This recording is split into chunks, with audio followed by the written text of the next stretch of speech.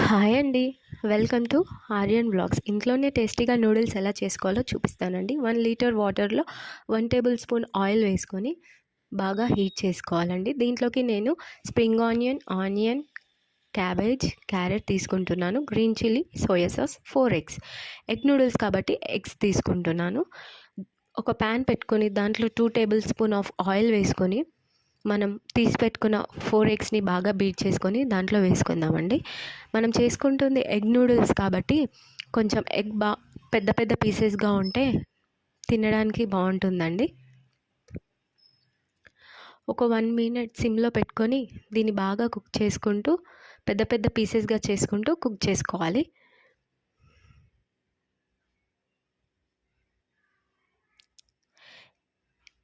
Egg నూడిల్స్లో egg తగిలితేనే ఆ taste super కదా. ఆ తర్వాత దీన్ని ఒక బౌల్లోకి సర్వ్ చేసుకోవాలండి. మనం పెట్టుకున్న వాటర్ హీట్ అయిపోయాయి. దాంట్లో మనకు కావాల్సినంత క్వాంటిటీలో నూడిల్స్ వేసుకొని 75% మాత్రమే ఉడికించుకొని దాన్ని ఒక స్టెయినర్లోకి తీసుకొని 1 టేబుల్ స్పూన్ ఆయిల్ వేసుకొని బాగా మిక్స్ చేసి పక్కకు పెట్టేసుకోండి. అదే ప్యాన్లో 1 టేబుల్ స్పూన్ ఆయిల్ వేసుకొని మనం ముందుగా చేసుకున్న ఎగ్ వేసుకోవాలండి.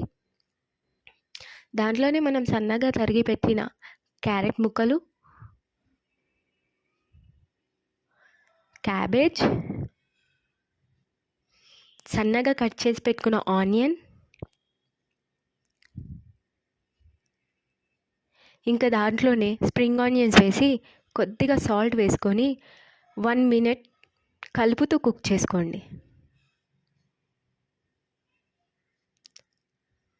ఆ తర్వాత మనం కుక్ చేసి పెట్టుకున్న నూడిల్స్ వేసుకొని 2 to 3 మినిట్స్ దీన్ని హై ఫ్లేమ్లో కుక్ చేసుకోండి. ముందుగా మనం 75% మాత్రమే ఉడికించాం కదా, మిగిలింది ఇప్పుడు బాగా కలుపుతూ 2 to 3 మినిట్స్ దీన్ని కుక్ చేసుకుందాం.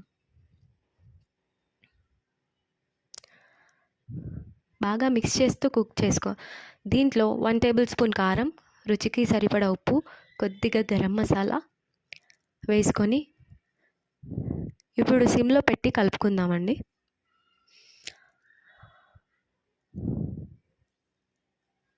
ఇక లాస్ట్లో దీంట్లో గ్రీన్ చిల్లీ, సోయా సాస్ వేసుకొని బాగా మిక్స్ చేసుకుందాం. ఆ తర్వాత ఫైనల్గా దీంట్లో స్ప్రింగ్ ఆనియన్స్ వేసుకొని సర్వ్ చేసుకుంటే మన ఇంట్లో చేసుకున్న టేస్టీ నూడిల్స్ రెడీ అయిపోయి. మా వీడియో మీకు నచ్చినట్లయితే like, share, subscribe. Thank you.